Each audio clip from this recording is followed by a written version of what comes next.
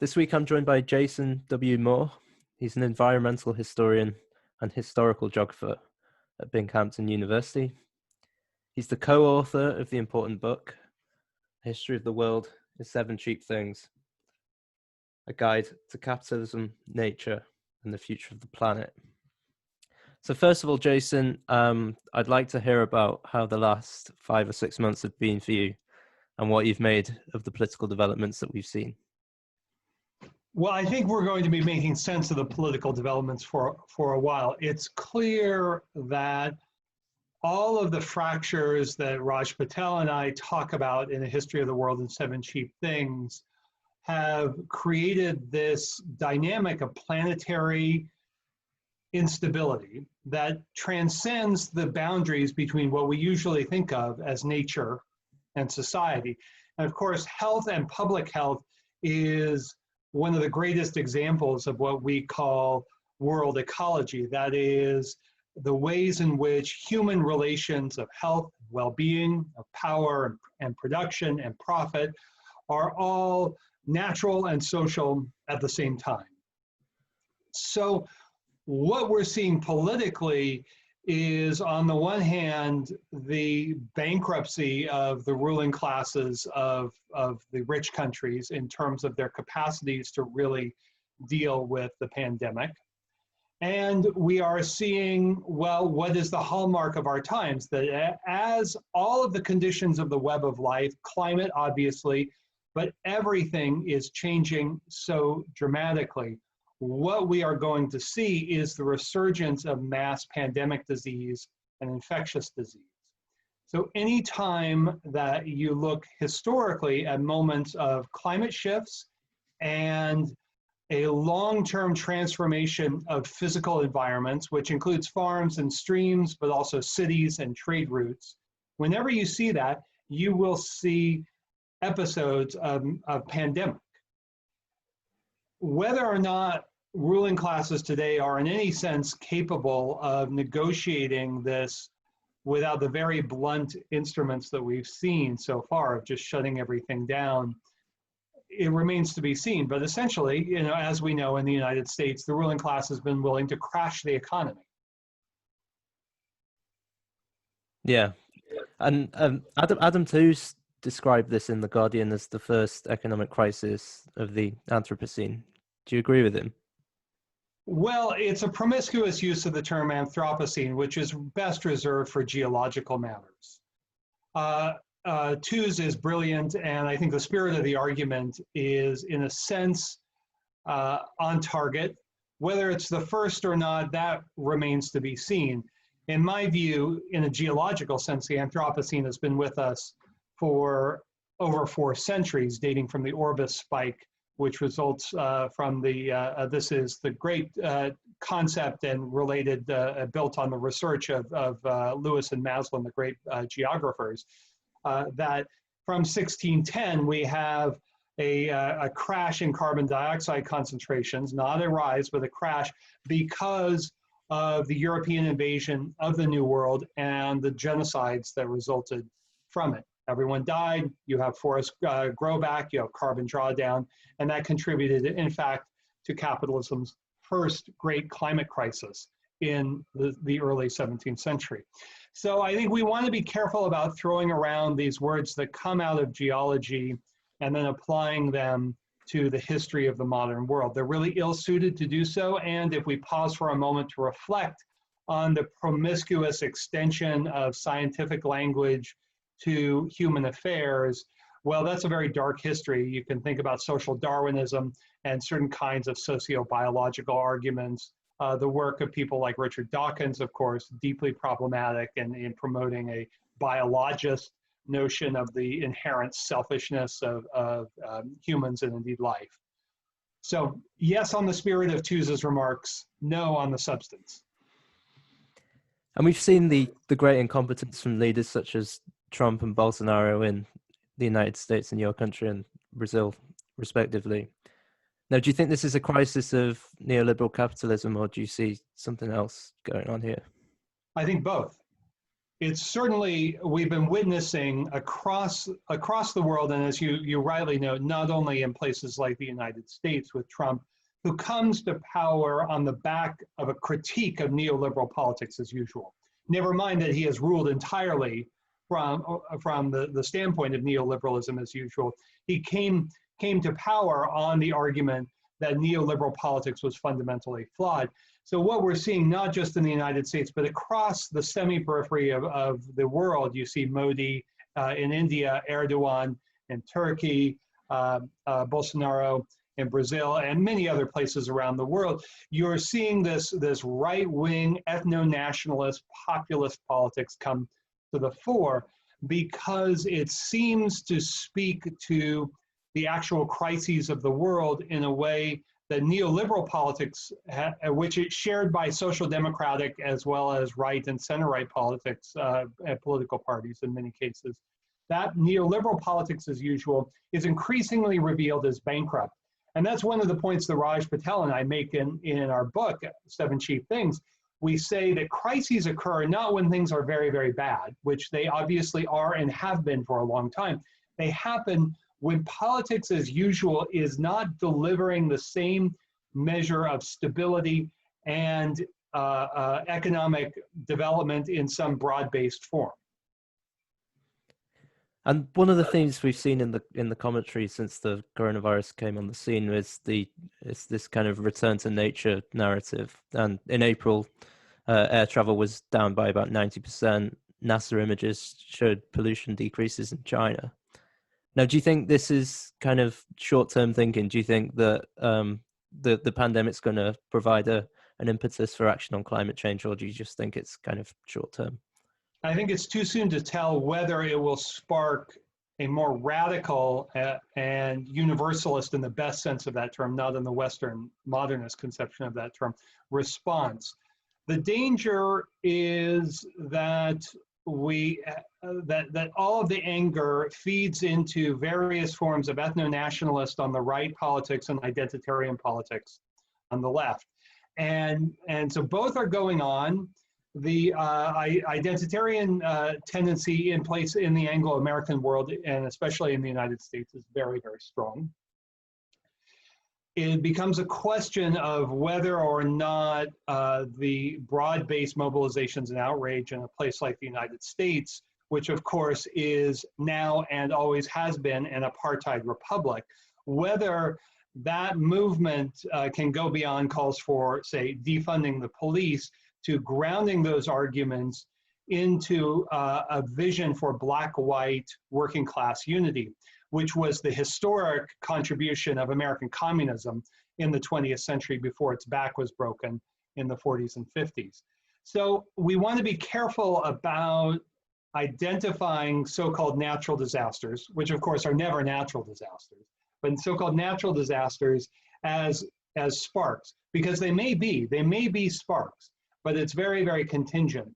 And then related to your question, which is great, is there is a kind of reaffirmation, at least at the level of the media propaganda complex, a reaffirmation that this is the revenge of nature and that humanity is getting its due. And we want to look at that very, very, very carefully and very critically, because that whole discourse is a discourse with roots, well, in the history of colonialism and genocide from 1492, and then famously links up to Malthusian and neo-Malthusian imaginaries. And I would just point out that it is also climate change, or not climate change thinking, but Little Ice Age thinking, that these notions of nature, population, humanity, civilization, all of these come out of a Little Ice Age crisis in the 15th through the early 19th centuries that represented essentially the intellectual apparatus of European capitalist power and colonial domination. So let's move on to the book and your work more generally. One of the things you're trying to do is critique the word Anthropocene. Now, what is your critique of it, and what do you want to replace that word with? Well, let's acknowledge, as Earth system scientists will and climate scientists especially will do, that we have we already have a term for essentially for the human era, which is the Holocene. So the Holocene is an epoch that goes back 11,700 years. It is an interglacial period. So it's very unusual to name an interglaciation as an entire epoch.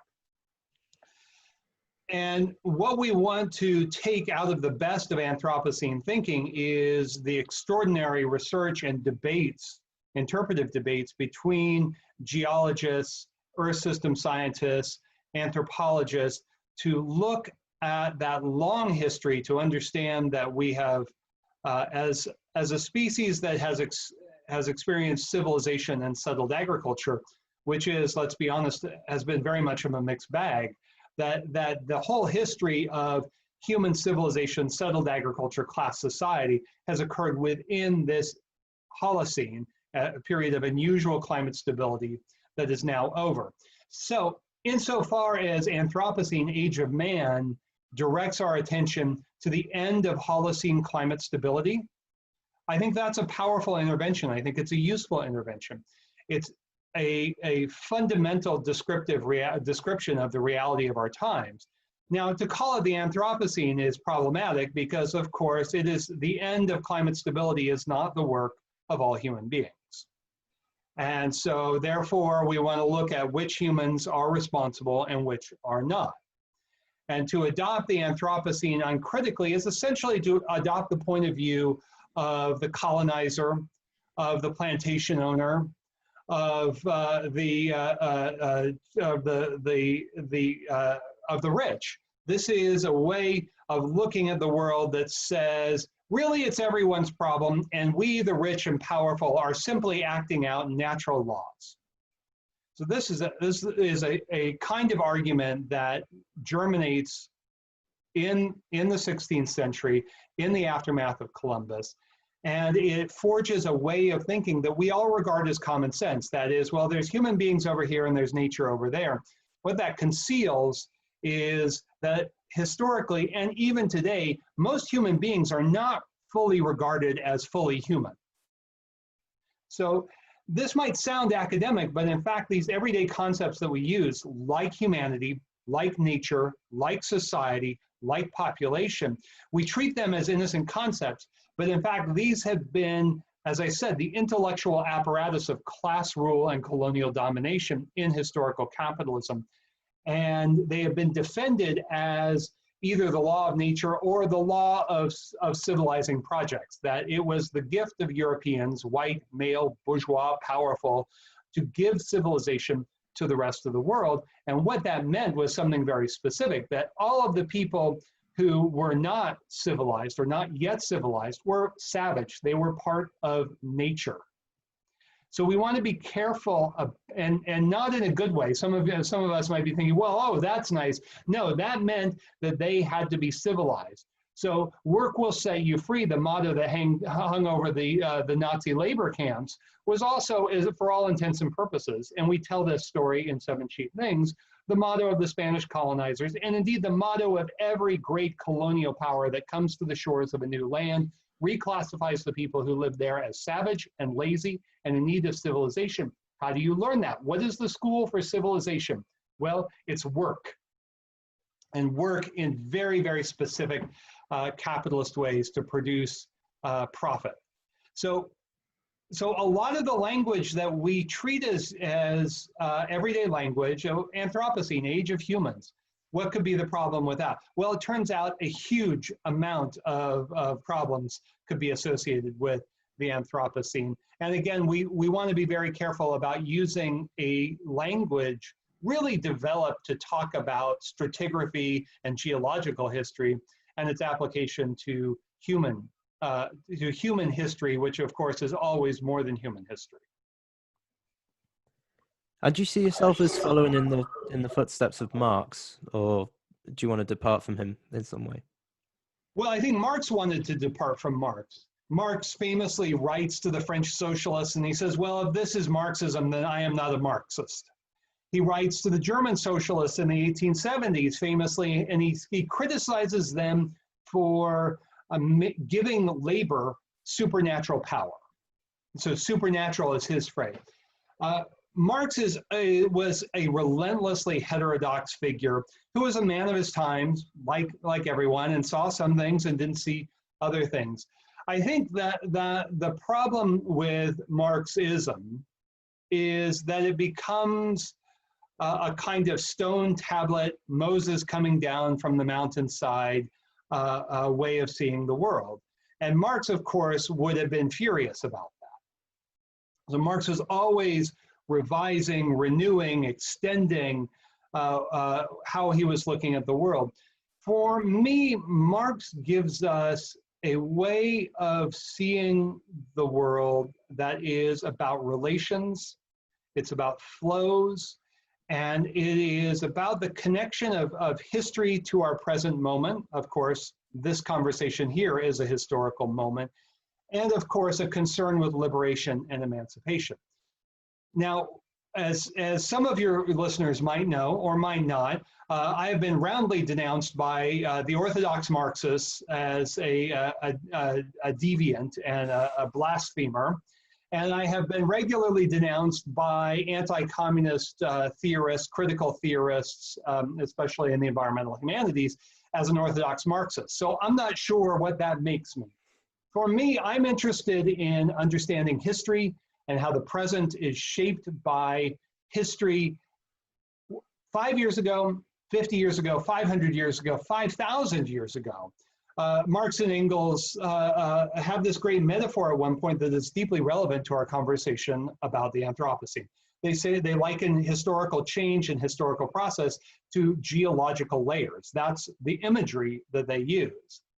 And I think that that's something that advocates of the Anthropocene in a historical sense have forgotten to put into play, that there is this deeper history of layers of, call them civilizations, call them systems, call them modes of production, but of these complexes of power, production and reproduction, of domination, and also of resistance to domination. There are these streams that flow into the river of history that is the climate crisis today. And we should attend to that very carefully. And for me, that's what Marx is always insisting on. He's not insisting on one holy scripture. He's insisting on looking at history as it really is and trying to make sense of it in a way that does not share the illusions of the time that we're living in. So that's, again, the Anthropocene age of man. It is hard to have a more modernist way of understanding the crisis of modernity. And as Einstein would remind us, the thinking that created the crisis is unlikely to allow us to make sense of the crisis or do something about the crisis. So this is a history of cheapness. What does the term cheapness help us to understand? So cheapness, first of all, helps us understand this double reality of capital accumulation, the enrichment of the 1%, and the violence and impoverishment of not just humans, but the rest of nature over 5 centuries. And cheapness is one process with two great moments. One is that for ruling classes, for empires, for merchants, for financiers, for plantation owners, cheapness was a strategy to reduce in price all the elements of production. It was essentially a strategy to turn the whole web of life into profit-making opportunities. So one part of it is what we can think of as economic or political economic. The other moment, and the political economic would not have succeeded without this other moment, is a moment of cheapening, of devaluation, of the degradation of the dignity of the life and labors of women, nature, and colonies, in the words of Maria Mies.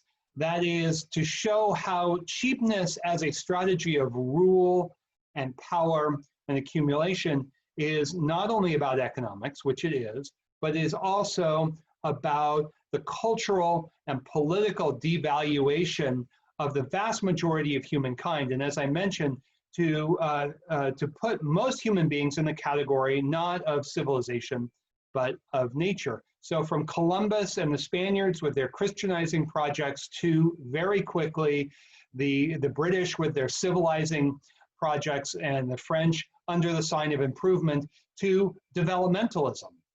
developmental proclamation of Truman in 1949, the famous Point 4 address, where with the stroke of a pen, he declared about 80% of the world's population as undeveloped. So to be unchristian, uncivilized, undeveloped, this is at the core of cheapening projects, from Christianizing projects to developmentalist projects.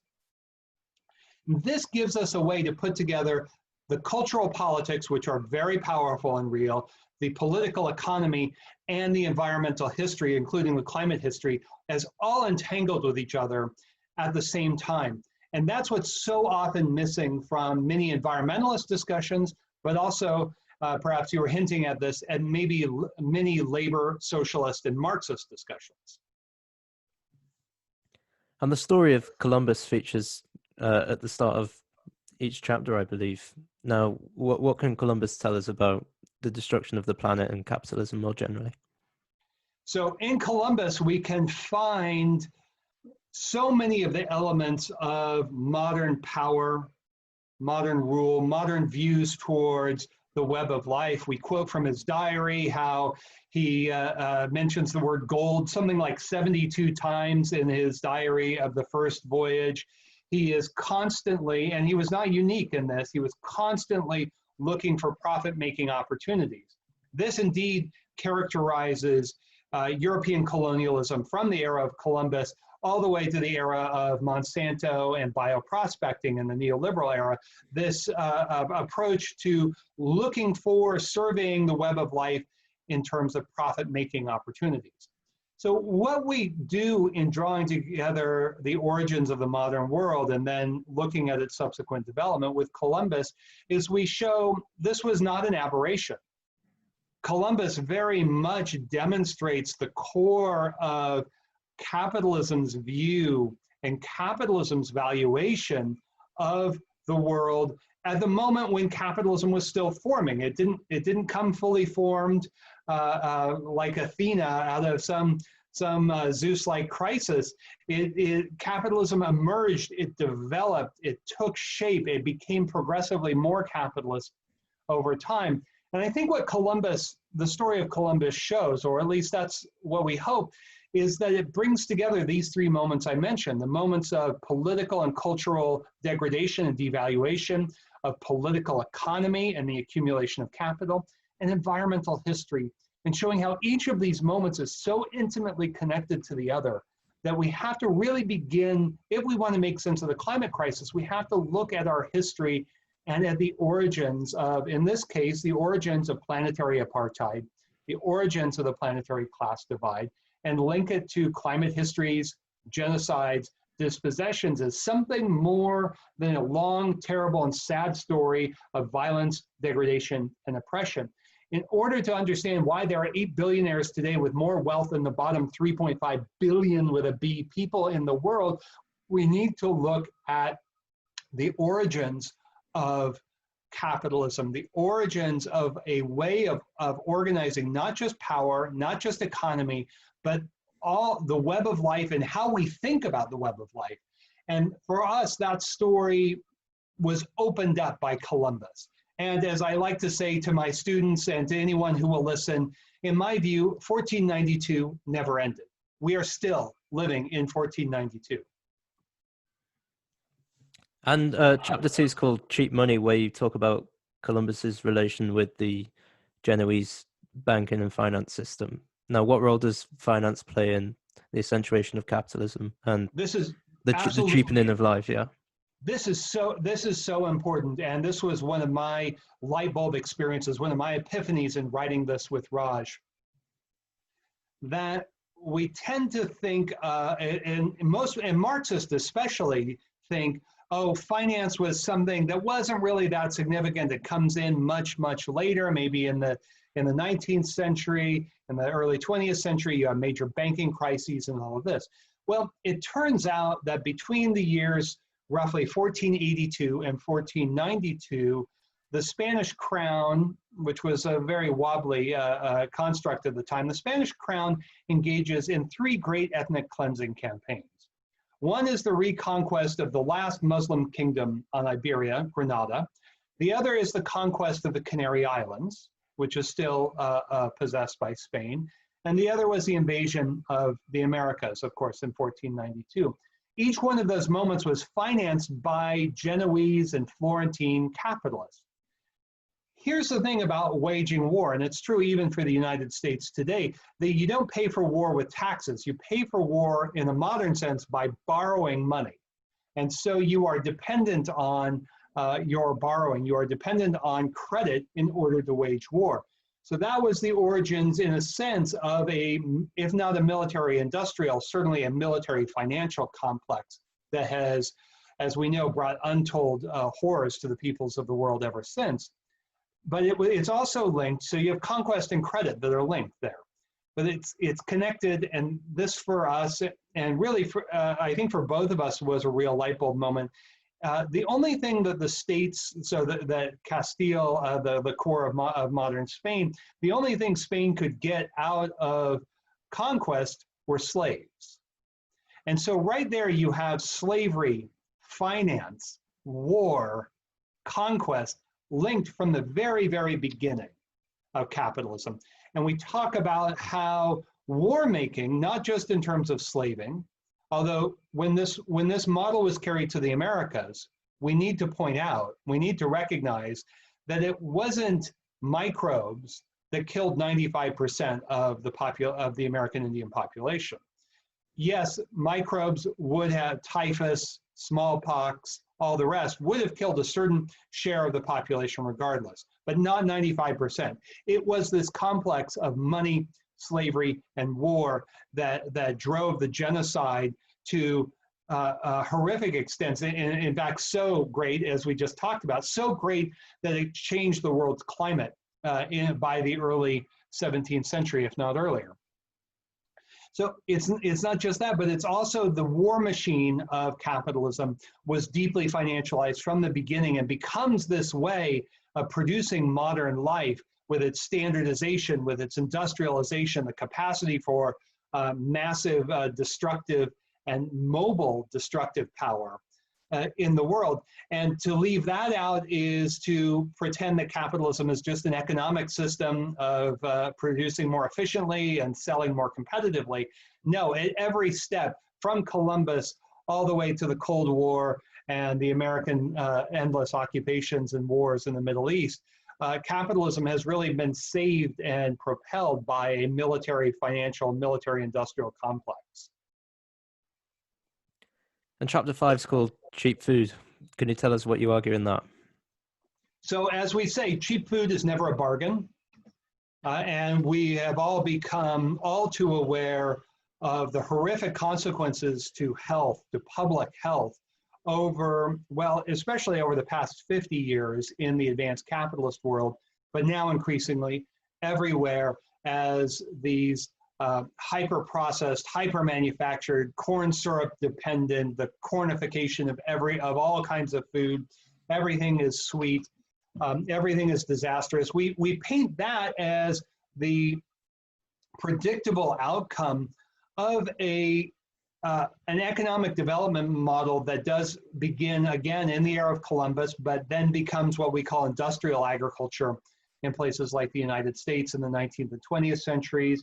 If you're familiar with the term Green Revolution, that is the projection globally of the American industrial agricultural revolution model developed in the 1930s. But what we show is that that has a very long history. And it's not just about places like England. So a lot of people read, say, Marx on enclosures, or they have this storybook sense that, well, it all begins in England. And first of all, sorry, it doesn't all begin in England. The English learned to farm from the Dutch, and there's an interesting history with that.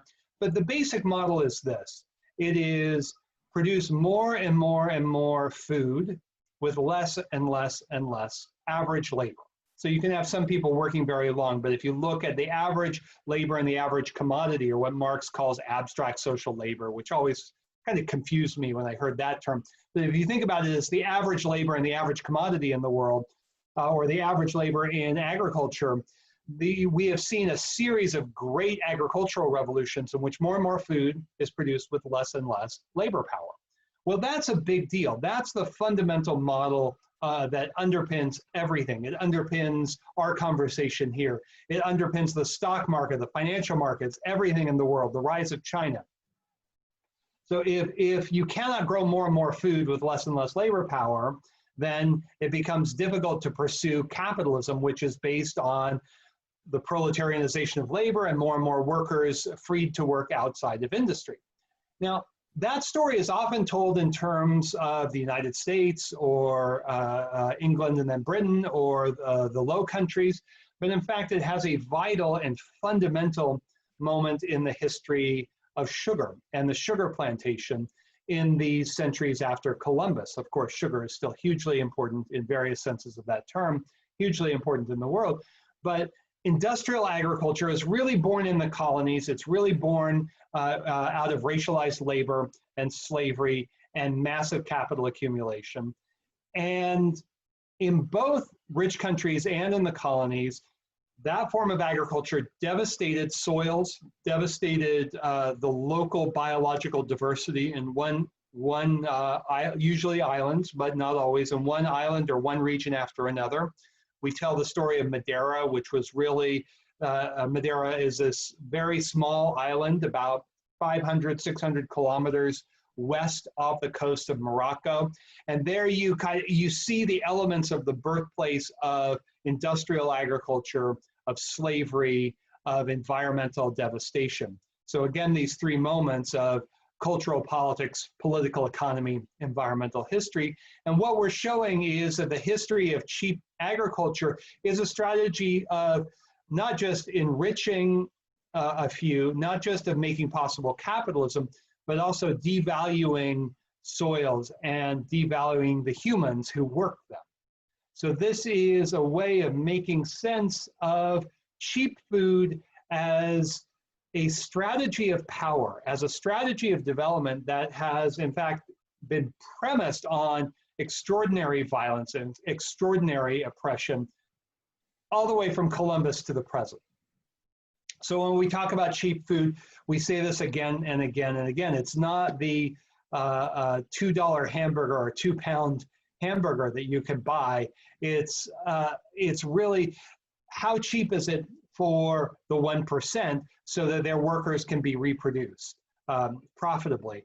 And then it's about looking at the struggles around cheap food as well, because we point out that all of the cheaps that we talk about are resisted, are actively organized against by the vast majority in different ways, by women and people of color and workers and all the ways in which those categories overlap and inform each other.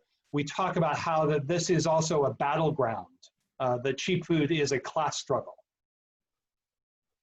And chapter 7's got the very dark title of Cheap Lives.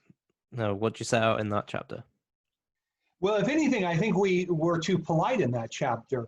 That is, of course, a story of the cheapening of lives through the dominant structures of empire, racism, and sexism. So this idea that today's, what I call the trinity of the climate class divide, climate apartheid, climate patriarchy, has its origins in the cheapening of human lives, but of course always more than human lives at the same time.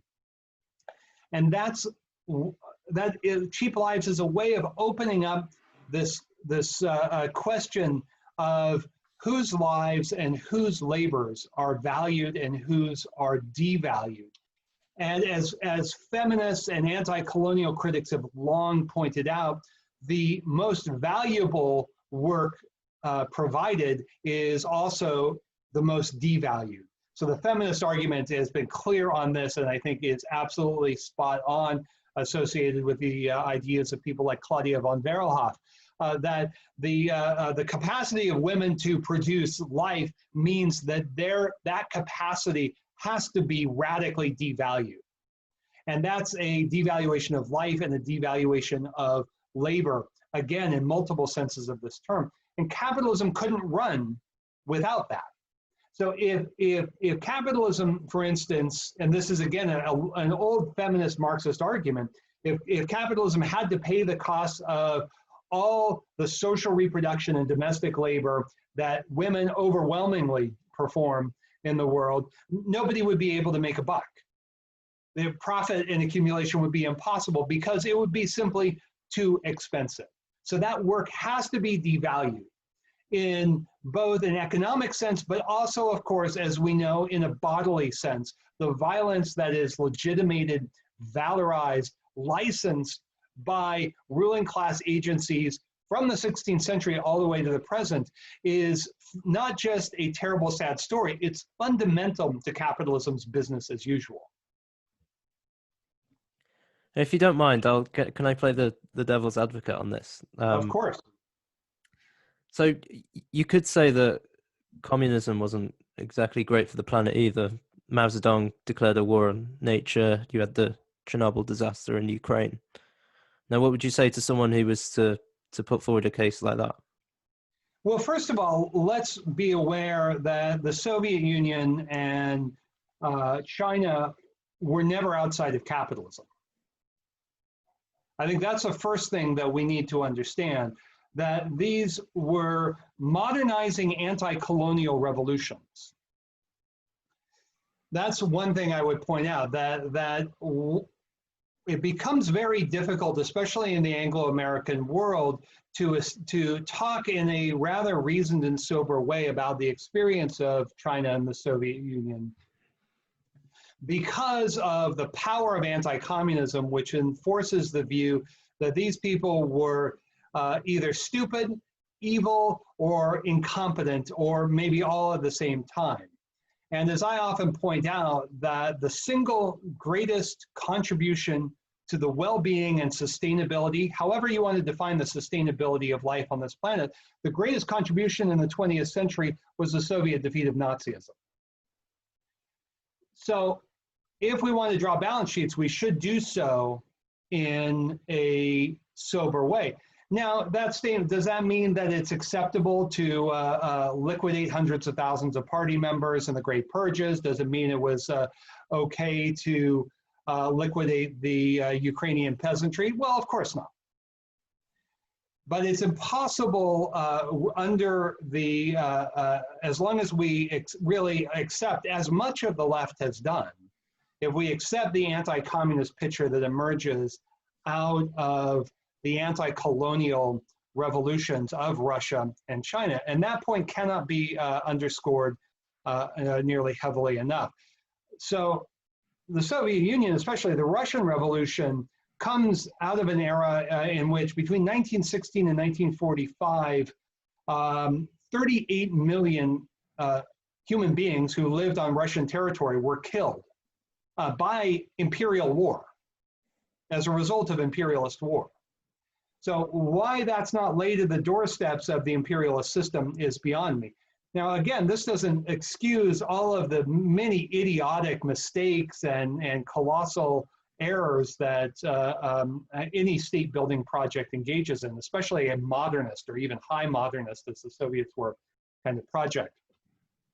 So we want to really take to heart how the environmental history of the 20th century has been shaped by these anti-colonial revolutions. The Chinese and the Soviets were the most spectacular of them. And let's also remember this, people forget this now, but the language of ecocide was taken out of the historical experience of the United States and Vietnam. Of course, the United States wages a protracted chemical biological war on the Vietnamese that results in the deaths of 3 million Vietnamese. Somehow the American experience is not discredited, apparently, from that. The American legitimacy is discredited from that, but it was taken out of that and applied to the Soviet Union. Well, yes, there were, as it was a modernist project, fundamentally. It was never outside of capitalism. It was a developmentalist state. But it's important to remember the Soviet Union was never more than 10% of the world economy at its height. China was never more than 3 or 4% of the world economy at its height. And both of them were pushed and driven towards a hyper-developmentalist project by either the actual threat and reality of imperialist war, or by the threat of nuclear annihilation. So these were not episodes in the history of capitalism, which altogether come to maybe, I mean, I don't know how we want to define it, 50, 75 years at the absolute most out of 500. It's always interesting to me that we want to sort of elevate the experience of these two very poor countries, these colonial. Russia was always in a weird spot because it was always by far the poorest of the great powers. It was never a rich country. The revolution itself was an anti-colonial revolution. China, much more obviously so, but both decisively shaped by attack and occupation by fascist empires. So it's something that is very important to think about when we look at the possible future scenarios, because we want to learn from these experiences in ways that I think draw the balance sheet in very, very obvious ways, and don't engage in, frankly, weird and ahistorical periodizations like most of what the Soviet Union was doing, say, around the Aral Sea, where everybody rightly condemns that, that was begun by the Tsarists in the 1860s. So that doesn't make what the Soviets did good. It just simply points to the long-term continuities of developmentalism in a capitalist world ecology. So I think it's a third rail of radical politics. And the way that I try to deal with this in a more nuanced way is that I simply point out that everything about the Soviet experience was integrated in the most deeply intimate ways with the rest of capitalism. In fact, one of my favorite examples is that the Soviets copy American mass production plants. They hire the architects who designed Henry Ford's River Rouge auto plant, which at one point employed 60,000 workers. They hire the architects to design industrial plants in the Soviet Union, and that's not the only example that I could give. So if there was one country in the 20th century that emulated the United States more than any other, it was the Soviet Union. And so sometimes I call the Soviet Union Fordism with socialist characteristics, which is a kind of Chinese turn of phrase. But I think you get the sense that, yeah, you know, I mean, we're living in a violent and unequal capitalist world, and the Soviets were a part of that. And I think it would be a mistake to say that it was at the same level as the American and other imperialist countries in the 20th century, simply because they were never independent from threat of attack and nuclear annihilation. And do you think capitalism is a coherent term to use in that there's been so many different forms of capitalism? So in Marx's time, it was industrial capitalism. Today we have more financialized, neoliberal, platform capitalism, even surveillance capitalism, even. Mm-hmm. Do you think the term still manages to capture the essence of all those different variations? Well, I like to say this about all of my favorite terms. When somebody comes up with something better, please, I will be the first in line to be using it. That I think the modification of capitalism is healthy, is appropriate. Of course, what we're dealing with is it's not a monolith. And to say capitalism and then give it a definition is inherently problematic, because capitalism is a historical system that emerges, that grows, that has some characteristics at one point in life and others at other points of life. So in that sense, an organicist metaphor is not always misleading, that when we are children, we have different physical and emotional hormonal balances than when we are 30 or 60 or 90. And like all living creatures, civilizations, historical systems, world ecologies, whatever you want to call them, they have a life course. No civilization lasts forever. So if we are using capitalism as a kind of monolithic definitional hammer to go bludgeon other people, then and bludgeon other ideas, then I think that is not a very useful way of thinking about the world. But if we are looking at the long-term, large-scale patterns of expansion, of crisis, of evolution and recurrence over the past 5 centuries, then it becomes indispensable because, first of all, it names the particular logic of reproducing class power and enriching the bourgeoisie, the 1%, at the expense of everyone else. It names, identifies, and interprets a particular logic of wealth accumulation, and it allows us in the more connective and relational sense of the term to draw connections, as I like to say, from the microbiome that lives in our gut to the biosphere and everywhere in between. And it's a connective concept. It's a concept that at its best can allow us to go out into the world and make connections that are unexpected and unpredictable. So that's very important, and especially when we look at what the web of life, and so the relationship of how capitalism operates and has historically developed within the web of life. It is subject to, say, Milankovitch cycles, these long cycles of how the Earth moves about the sun. It's subject to climate shifts. It's subject to biological transfers all around the world. It's, but also, it's a way of seeing the world that helps us, capitalism is a way of seeing the world and organizing life into these categories of society and nature, and using that not just as ideas, not just as descriptions, but as ruling abstractions. They are actually embedded in the fundamental exercise of class power over the past 5 centuries. And that's going to sound very Marxist and might make some people uncomfortable. But I think if you look at environmental history and how that's connected to long-term patterns, say, of racialized labor, of gendered labor, you start to get a sense of how they are all feeding off each other. That capitalism is about far more than economics. So I always say capitalism is not an economic system. It has that, it contains an economic system. It is a way of organizing power and webs of life. And what do you make of policies? I know it's not a coherent policy and there's lots of different variations and details about it. What do you make of things such as the Green New Deal? Do you think they're radical enough? Well, I think that yes and no. The Green New Deal has mobilized extraordinary excitement, and I think of the great little book that Thea Rianfrancos and Danielle Aldana Cohen and their colleagues put out with Verso recently.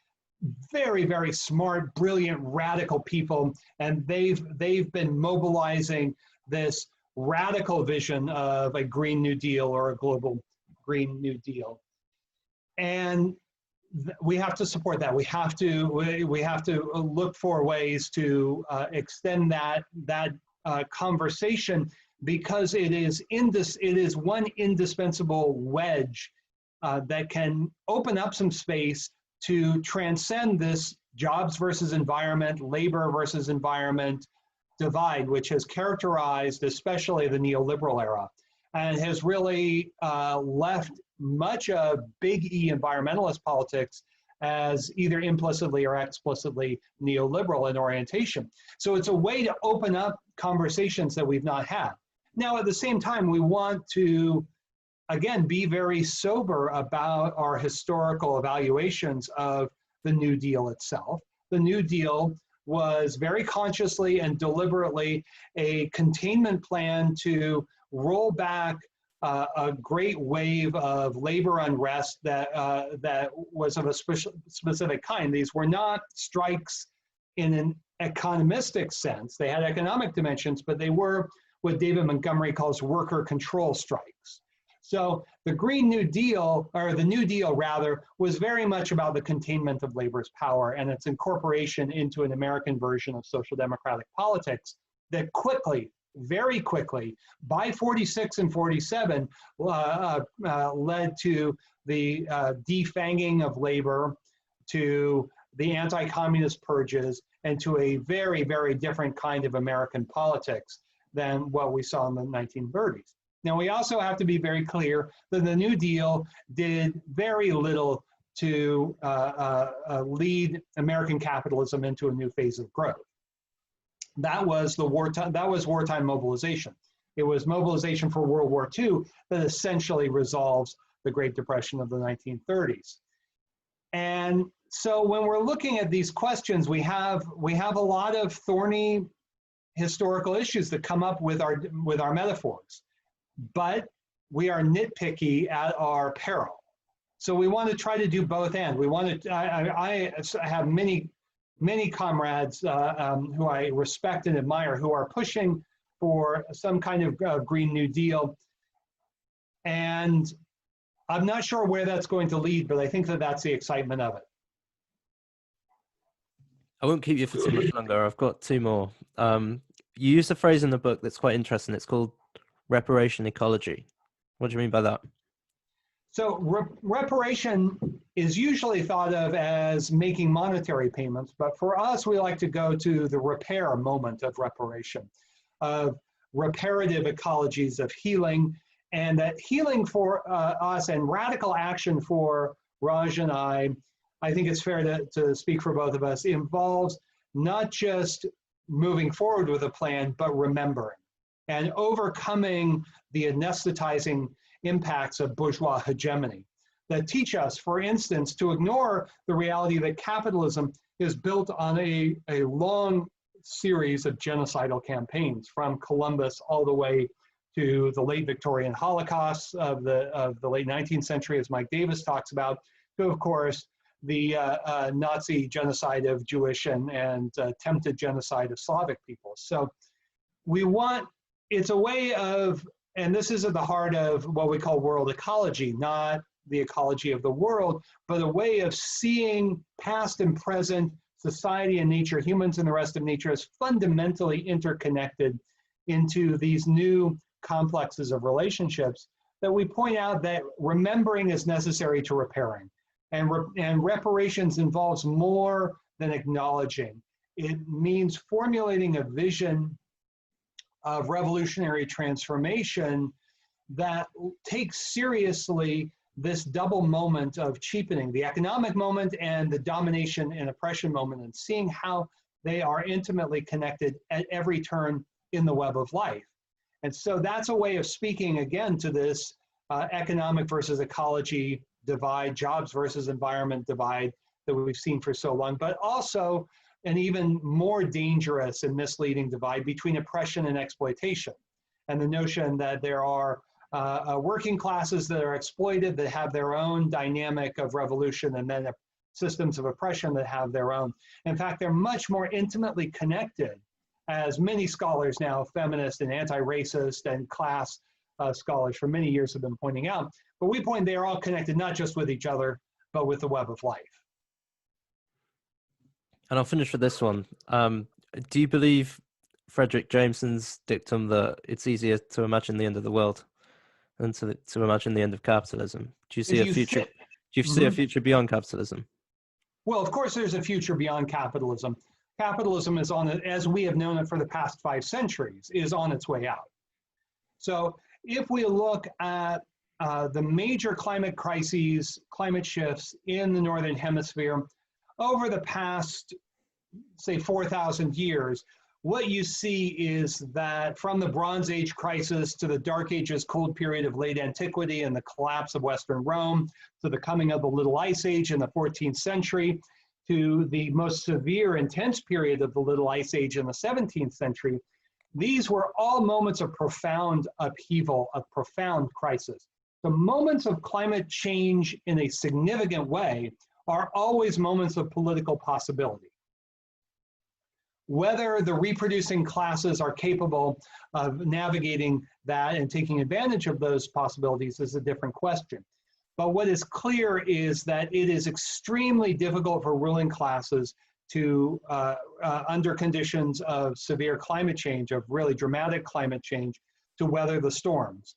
In the 17th century, Europe's ruling classes did that by moving aggressively towards the Americas and setting up vast new production complexes reliant on slave labor in the tropical zones of the world. So it was very much a tropical capitalism fix. Obviously, that recourse and that reality is not our reality today. So moments of climate change are moments of political and social unrest and destabilization. That should give us hope. Obviously, there is a lot of extraordinary violence, inequality, suffering that is going on in the world right now. But that's not so different from the past 5 centuries for the vast majority of human beings on this planet. And we want to just take a pause. It's too much of eco-left thinking says what comes next is the worst possible imaginable, worst imaginable world and maybe yes, maybe no, but it's not like the past 5 centuries and the past century itself, especially, have been any cakewalk. So when we look at the catastrophist mindset, which has practitioners that are very mainstream and very radical, it's not that real catastrophes aren't unfolding. It's not that they haven't been unfolding or will continue to unfold. It is that we want to be careful about a kind of doomsday leftism. And then you end up with, well, we can imagine the writers, like who's I forget the name of the English writer who took his family off to the coast of Ireland associated with the Dark Mountain Project. So let's just check out because everything is going to become apocalyptic. Well, I'm not sure. The climate crisis of the 4th and 5th century led to the collapse of the Western Roman Empire and its vast apparatus of a slave mode of production. Peasants reestablished village life and reorganized production and reproduction on a dramatically egalitarian basis and pursued diverse livelihood strategies so they lived better. So that's just an example. Yes, the present is very much different from the 5th century in Western Europe, but we want to be aware that the collapse of or the crisis or unsettling of the power of the 1% of the ruling classes in an era of dramatic climate change presents real opportunities to build a different world. And we really have to be open, and this goes back to a lot of the questions that you asked, we really have to be open to the widest range of imagination. And so sometimes when we get into environmentalism or Marxism or anarchism or any number of other camps like that, there is a kind of closure of the imagination and a tendency to narrow political positions to the good guys and the bad guys. And I do happen to believe there are bad guys. I don't think Elon Musk or Jeff Bezos should be celebrated as saviors of the environment. But we should look in a connective way across these domains that I've been talking about, the political economy of capitalism, the long-term dynamics of oppression and domination, and the webs of life, and look at how other worlds could be constructed out of the ruins of capitalism, which are the ruins that we see right before us. Okay, Jason Moore, thanks for your time. Thank you very much, Ryan. It's been a pleasure.